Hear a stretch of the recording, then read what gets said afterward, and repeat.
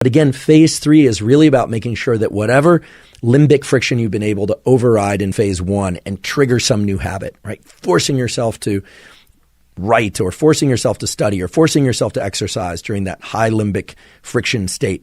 And then whatever things you've been doing in phase 2, which are habits that hopefully have moved a little bit further along the continuum of newly formed versus all the way to reflexive, or things that take less limbic friction in order to do.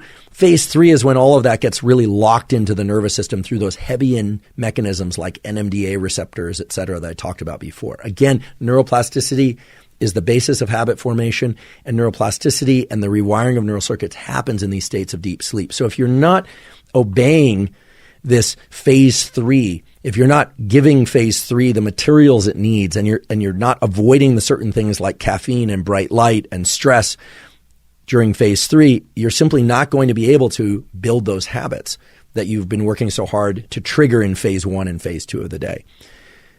Again, these are things that I've talked about in previous episodes of the podcast and elsewhere. But really, this is about habit formation.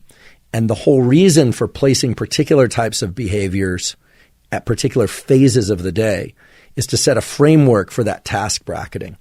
Again, task bracketing and those circuits of the basal ganglia indicate that it's not just the neural circuits that are engaged by the task itself, but the neural circuits that are engaged before and after that task execution. That's what gets consolidated.